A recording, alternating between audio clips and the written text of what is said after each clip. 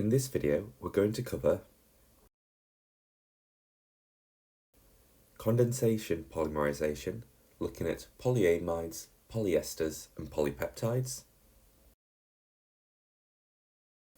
how to identify monomers from a repeating unit and how to draw a repeating unit from a given set of monomers, and how polymers can be disposed of. A condensation polymer is a polymer which is made from two different types of monomers. And each of these monomers will have two functional groups. It might be the same functional group on each monomer. So for example, you might have a dialcohol or a dicarboxylic acid. And in some cases, you can have two different functional groups on the same monomer. So for example, on one end of the monomer, there might be an alcohol group, and on the other end, there might be a carboxylic acid group. During the polymerization process, a small molecule is lost when the two monomers react together. This small molecule is usually water, which is where the name condensation polymers come from. Sometimes it can also be hydrochloric acid which is formed. The first kind of condensation polymer we're going to look at is polyamides. They're formed by reacting a dicarboxylic acid with a diamine monomer.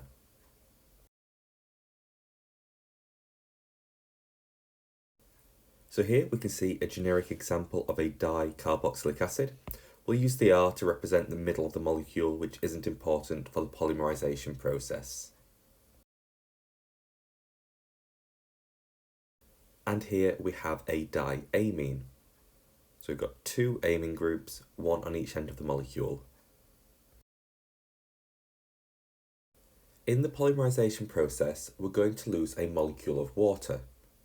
The easiest way to figure out how to join two monomers together is to put a box around the water molecule in the middle, so an O and a H from the carboxylic acid group and the H from the amine group, and that will represent the water being lost.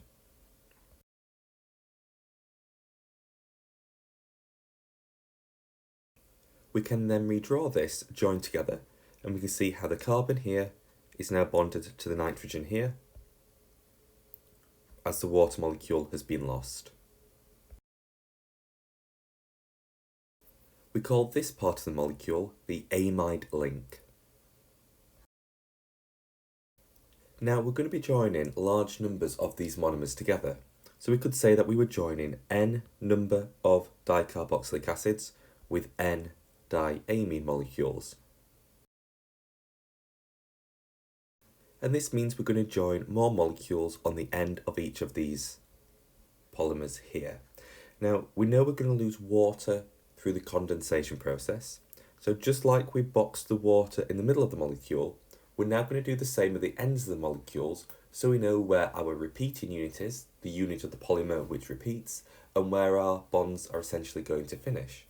So just like we boxed the H2 in the middle, we'll box the OH again on the carboxylic acid, and the H on the amine, representing losing a second molecule of water.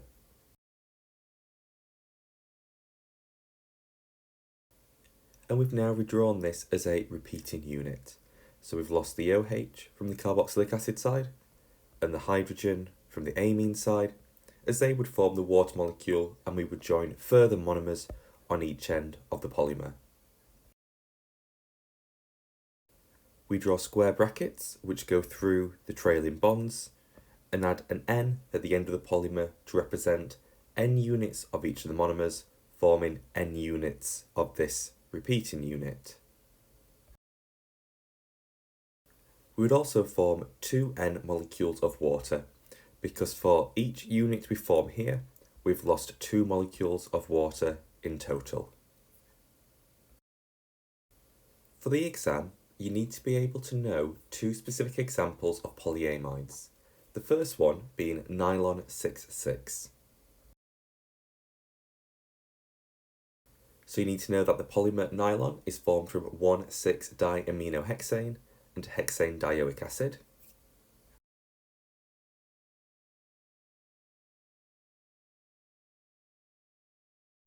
you have to be able to draw both of these monomers. So we can see we've got the hexane dioic acid here and the 1,6-diaminohexane here.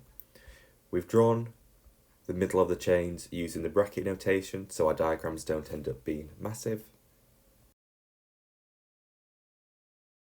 And we have to turn this into the polymer. So we're going to have to box the water in the middle and then box a water molecule at the ends.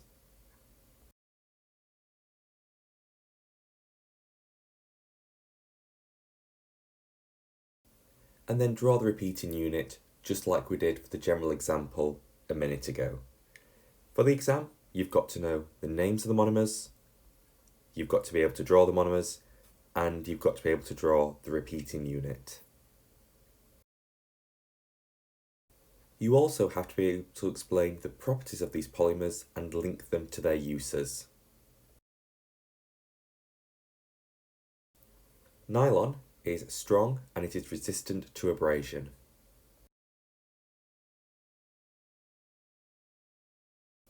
That means it is used for things like clothing, carpets, ropes, airbags, and parachutes. Kevlar is another example of a polyamide, and just like with nylon, you've got to know the monomers, the structure of the monomers, the polymer, and its uses for the exam. Kevlar is formed from the monomers benzene 1,4-dicarboxylic acid and 1,4-diaminobenzene.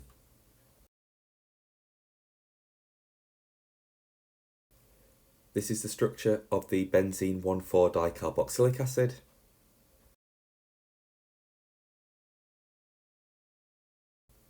And this is the 1,4-diaminobenzene. To turn it into the polymer, we'd do the same process we've looked at previously. We would box the water molecule in the middle and box in total a water molecule from the ends.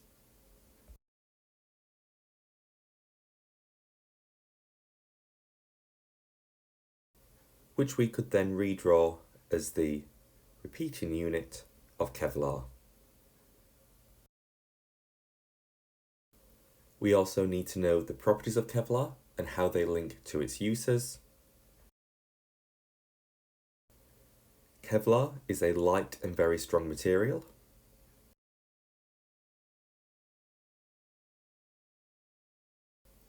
And it is used for things like bulletproof vests, boat construction, car tyres, and in sports equipment.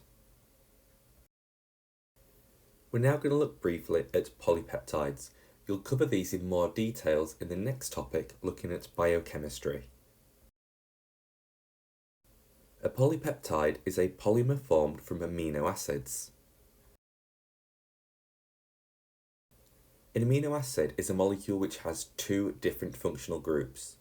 On one end, it has a carboxylic acid group, and on the other end, it has an amine group. This is the structure of an amino acid. You can see the carboxylic acid group at one end and the amine group on the other end. Amino acids also have an R group, so each amino acid has a different group in this position here, and you'll learn more about that in the biochemistry topic. So if we wanted to look at how these could react together in condensation polymerization, we'd need a second molecule of the amino acid, and we would follow the exact same process we've practiced earlier. We would draw a box around the water in the middle and a box around the water at both ends. So an OH from the carboxylic acid group and a H from the amino group.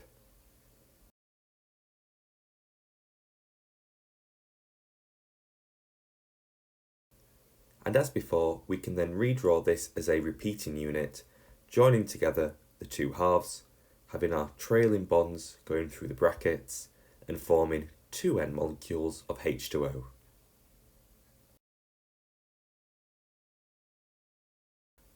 Polyesters are a condensation polymer formed from reacting dicarboxylic acids with diols.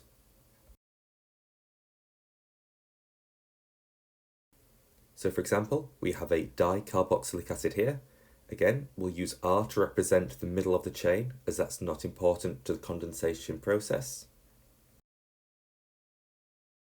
And we have a diol.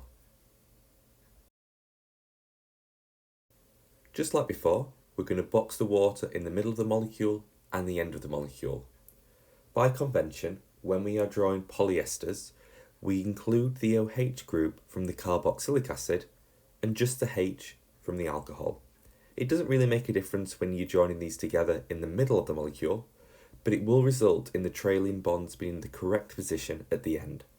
So remember to box the OH from the carboxylic acid side and just the H from the alcohol side, leaving the oxygens intact.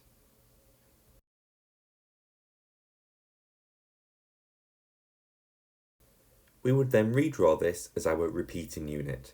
So the trailing bonds, where the water is being removed from each end, the two halves joined together in the middle, N repeating units, giving 2N molecules of H2O.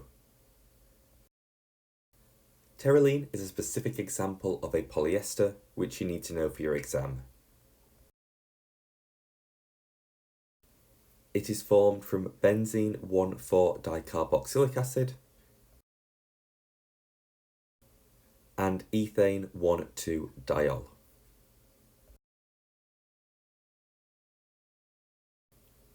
This is the structure of the benzene 1,4-dicarboxylic acid,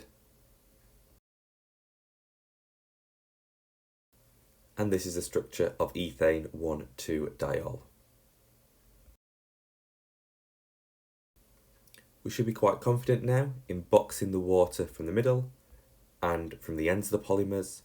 Remembering, as this is a polyester, we're going to use the OH from the carboxylic acid side and just the H from the alcohol side.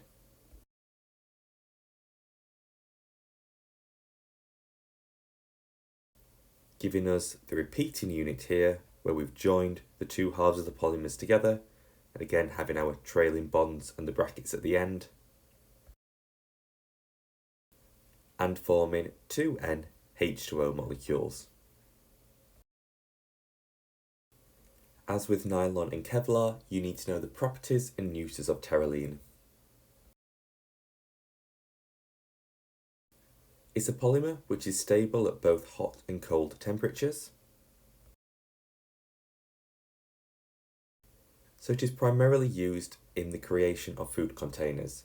Because if you put your food in a container made out of terylene, you can store it in the freezer, take it out, put it in the microwave, and the polymer will remain stable in both of those conditions. It's also used for plastic bottles, clothing, sheets, and sails. We're now going to look at the process of splitting polymers apart, called hydrolysis.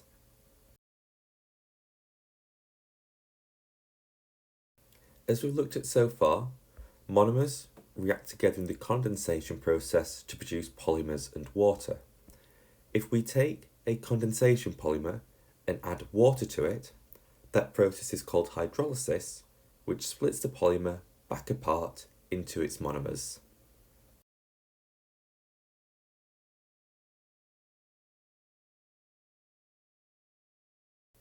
So for example, if we had this polymer here and we added water to it,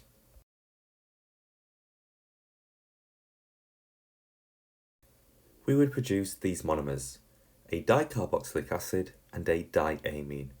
Because the polymer we started off with is an amide, we can see the amide link here, so we can split a polyamide back into the dicarboxylic acid and the diamine.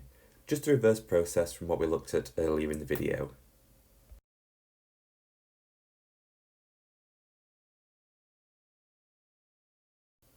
The same would be true if we had a polyester. So if we take this polyester polymer here and we react it with water, we would produce a dicarboxylic acid and a dialcohol. So just the reverse process of polymerization. Hydrolysis is a very slow process though. if you just react the polymer with water.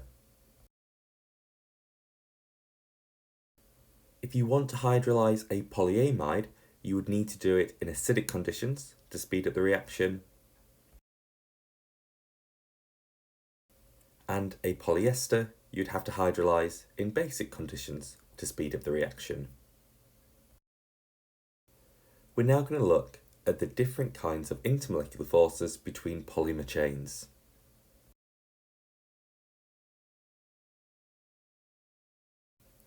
Here I've just drawn one chain of a polyamide, so again recognising that amide link, and I've just drawn half of an additional polymer on the left and half of the next repeating unit on the right.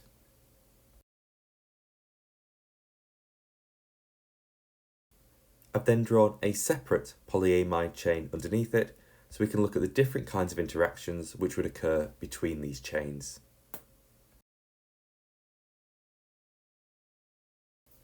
To help work out what interactions there would be between the two chains, I've now labelled the partial charges on all of the atoms.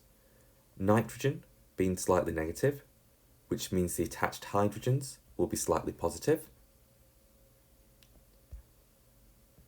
Oxygen being slightly negative, which means the bonded carbon will be slightly positive. So we've labelled all of these partial charges on each of the atoms. Oxygen has a lone pair, so I've added these to the diagram as well. So in this case, we would now have hydrogen bonding between the two chains. We'd have it between the slightly positive hydrogens and the oxygen with the lone pair. We can see why these interactions would take place. We can see why the oxygens are slightly negative with their lone pair, why the hydrogens are slightly positive, so we can see the hydrogen bonds holding these two chains together.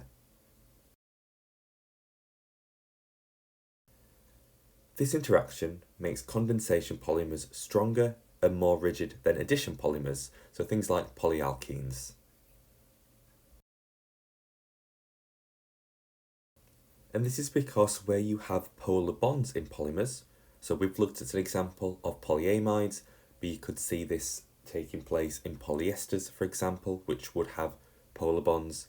This then leads to permanent dipole-dipole interactions in those polymers, which you wouldn't find in a polyalkene. We're now going to look at how to draw repeating units for a given set of monomers. Here we have a diamine with 4 sets of CH2 groups linking the two amine groups together.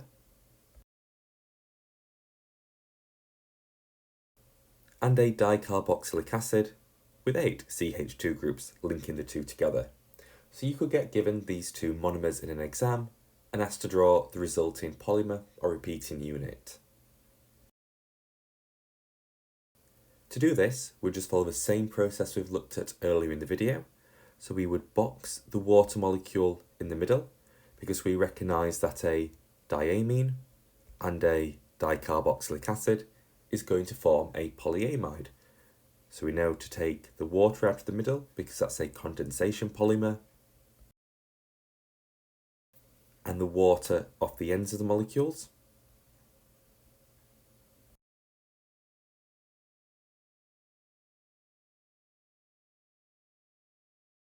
And we then draw the repeating unit, joining together the middle section where we've lost the H2O molecule and having our trailing bonds at the end of the molecules where we've lost the water from the end, not forgetting the little n at the end of the square brackets and 2 end molecules of H2O.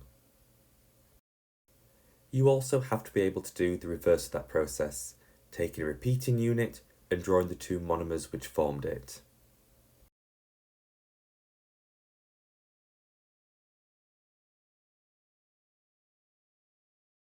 So for example, let's say we've got this section of a polymer here. They won't necessarily give you just one repeating unit, they could give you a long section of the polymer chain, and you'd have to identify what the repeating unit is and then break that down into the monomers. The easiest place to start is at the start of the molecule they give you and find the point at which it repeats. So in this case, we start off with a CH2 next to an NH, and the next time that repeats is over here. So we know that this section here is the repeating unit, because it starts here, and the first time it starts repeating again is here.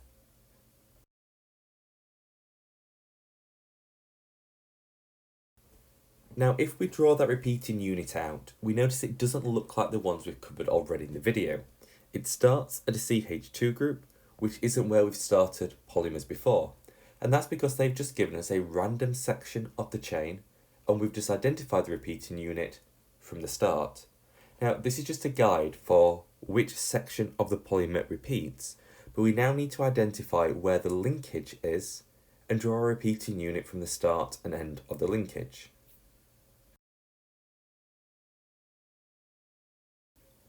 In this case, we'd identify the linkage here as the amide link, so we know this polymer must be a polyamide. This means we're looking for a dicarboxylic acid and a diamine.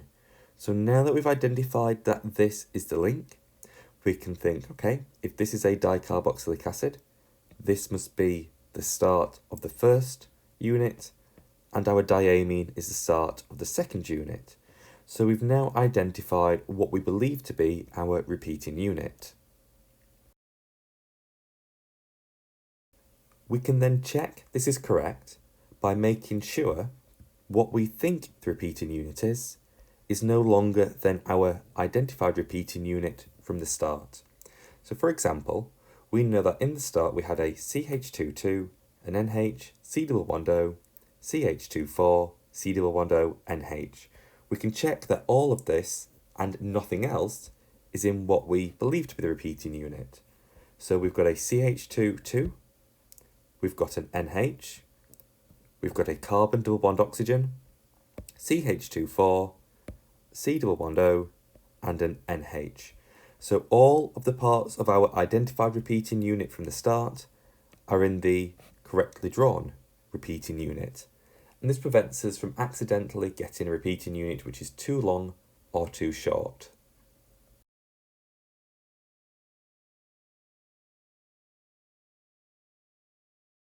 So we can then draw out the repeating unit from the long polymer chain. It would then just be a case, as we've looked at previously, of taking the two different parts of this and redrawing them as monomers. So we could identify this as being the dicarboxylic acid part, and this as being the diamine part. So we'll now look at how to take the repeating unit we've identified a moment ago and break it into the two monomers.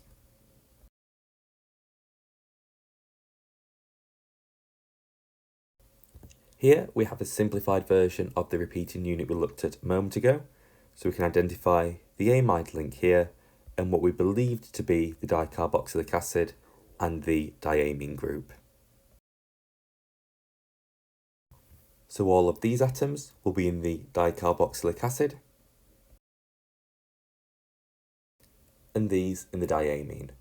This is why it's important you learn the three examples of condensation polymers so you can recognise either the amide link, the ester link, or the peptide link.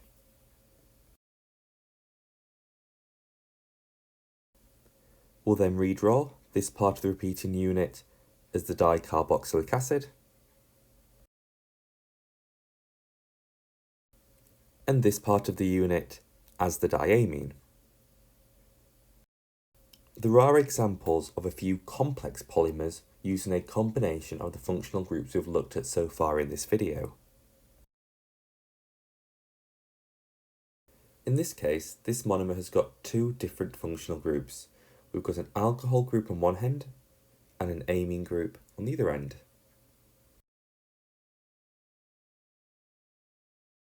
And let's say we were reacting it in condensation polymerization with a dicarboxylic acid. We would follow exactly the same process as we've done throughout this video. So we'd put a box around the water in the middle of the molecule, recognising that this is going to form an amide link in the middle between the amine and the carboxylic acid, but that it's also going to form a diester link at the ends between the OH of the carboxylic acid and the H of the alcohol group. So we've put together two different types of the polymerization we've looked at so far.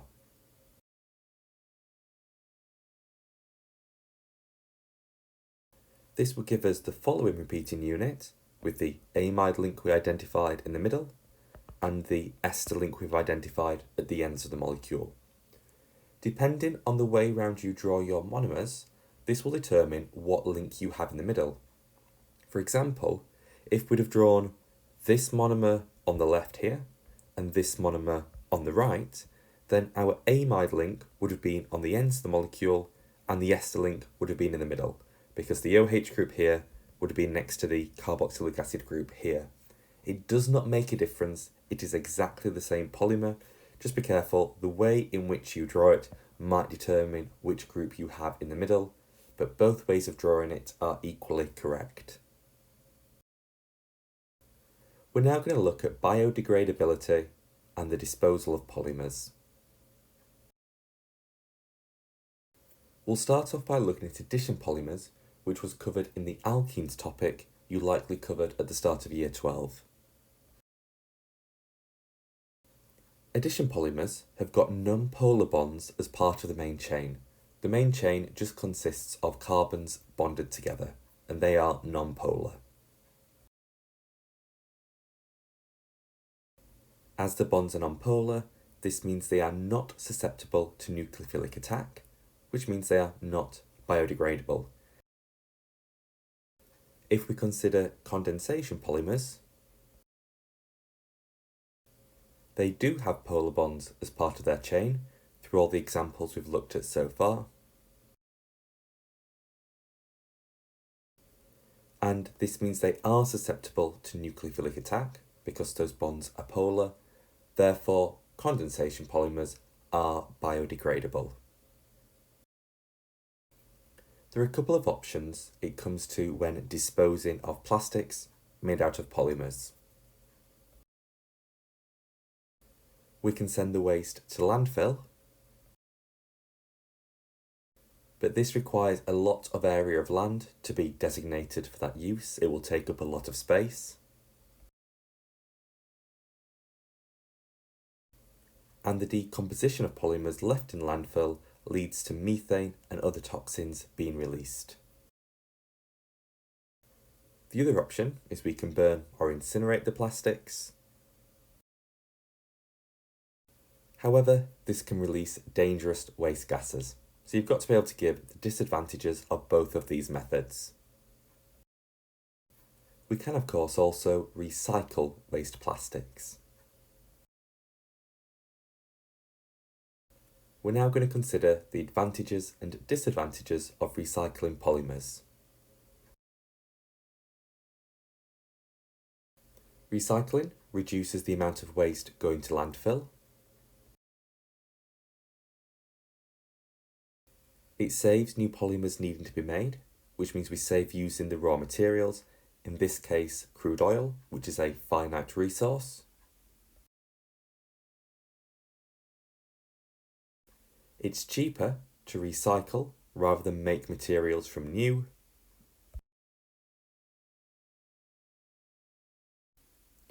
And less carbon dioxide is produced compared to burning the waste. However, it is a technically difficult process to recycle plastics, which means investment will need to be put in to creating and staffing the recycling centres. It is still more expensive to recycle than it is to send the waste to landfill.